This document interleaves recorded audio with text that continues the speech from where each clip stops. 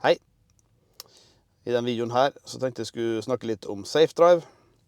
Jeg har laget 2 videoer, er det vel, tidligere. Så se gjerne på de først, hvis du ikke har sett de før.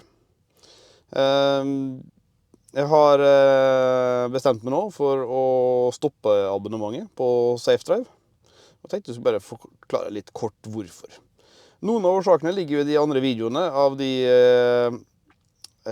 problemene jeg har funnet med SafeDrive som fortsatt ikke er rett da. Jeg tror vel egentlig ingenting av det som jeg har nevnt i de videoene egentlig er rett da. Men når det kommer til stykket, så har jo denne bilen her fotoboksvarsling. Den har strekningsmåling. Jeg ser her oppe snitthastigheten bilen har. Så ligger du bak en bil som er treig og lurer på å kjøre forbi, så kan du faktisk gjøre forbikjøringa, og du kan da etterpå se hvordan du ligger an i forhold til snittet. Veldig kjekk funksjon, og det har den også. Super funksjon. Men bilen har jo dette allerede. Og neste hovedpoeng med å si den opp er rett og slett plasseringen som jeg har. Jeg har vurdert andre plasseringer av denne her, men det er jo her den bør ligge. Enkelt, lett å nå tak i. Jeg har sett enkelte har den her borte. Jeg synes det blir for langt bort. Å ha den bak her er heller ikke praktisk. Jeg har vurdert å sette den her oppe. Da hadde det kanskje vært en av de bedre. Men problemet, sånn som han står nå, det er rett og slett GPS-dekning. Han har ikke godt av å stå helt inntil skjermen, sånn som han gjør her. Så har jeg jo en egen video der jeg monterte GPS-forsterker. Det har virket. Det blir bedre. Kanskje ikke 100% det heller. Men neste problemet som da oppstår, det er at den GPS-forsterkeren av og til henger seg opp og slutter å virke. Og da er det jo tilfeller der jeg faktisk bruker Google Maps på telefonen. Jeg synes det ofte er greiere bare å gå på telefonen, søke opp det jeg skal til, og så har jeg det på telefonen min her. Ja, jeg kan også koble telefonen til der. Det blir stort sett ikke gjort. Jeg bare bruker kartet med holderen på telefonen her. Det som da skjer er jo at hvis GPS-forsterkeren til SafeDrive henger seg opp, som man gjør innimellom, så forsvinner dekningen til telefonen også. Da er det ingen GPS-dekning i bilen i det hele tatt. Og som jeg gjorde, jeg har jo montert GPS-forsterkeren fast bak det konsollet ved gulvet. Så det er en skru og 2 klips og litt forskjellig for å få restartet den, eller så må jeg slå helt av bilen. Så, nei. Det begynner å bli for mye hassle, synes jeg, med det, og i tillegg, prisen er vel egentlig litt for høy, synes jeg. Jeg har en bobil, 2007-modell T5 California.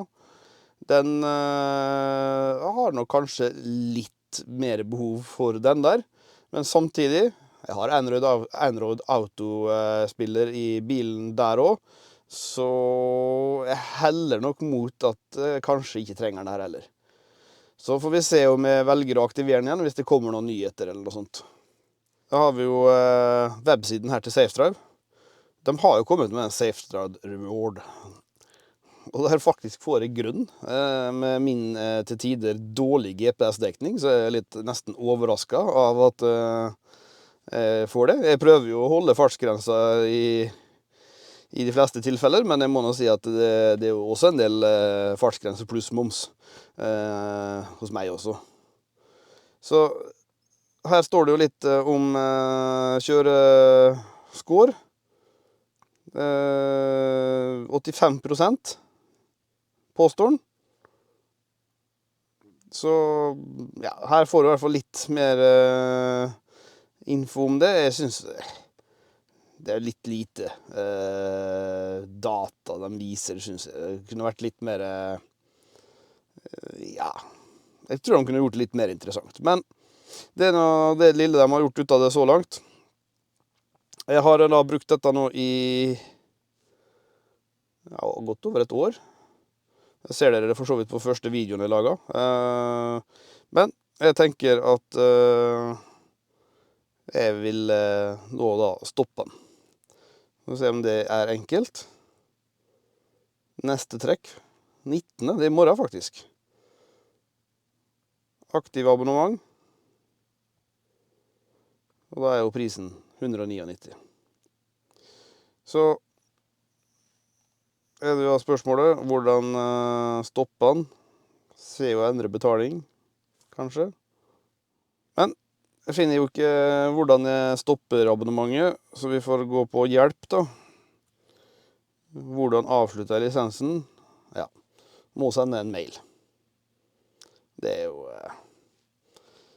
ja, det tror jeg man har gjort med vilje, for å si det, for å være helt ærlig, rett og slett. Jeg synes ikke det skal være nødvendig å sende en mail for å avslutte, når du kan gjøre så mye annet på mine sider. Jeg har da nå i dag versjon 7.3, for de som lurer på det. Og jeg har snakket om at det skal komme en del nye funksjoner. Jeg har ikke sett så mye av det. Det har vært en del snakk om at de skal varsle om utrykningskjøretøy. Det har vært snakk om funksjoner som de har spurt om vi vil ha, sånn som alt fra kjørebok. Det var en del ideer og sånt da, som du kunne stemme på i et eller annet sammenheng, tror jeg. Har ikke sett noen nyheter der heller. Så jeg synes det... For 199 kroner i måneden, så synes jeg det er litt for lite innhold, og det tar lang tid før nyhetene de snakker om i hele tatt dukker opp. Så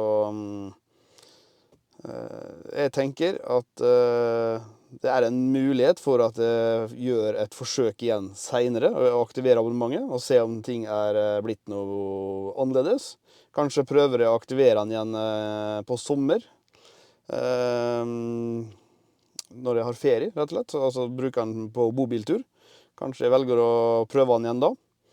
Men akkurat nå så tenker jeg at det riktige er å stoppe dette. Og med det tenker vi sier takk for at du så på. Ha det bra.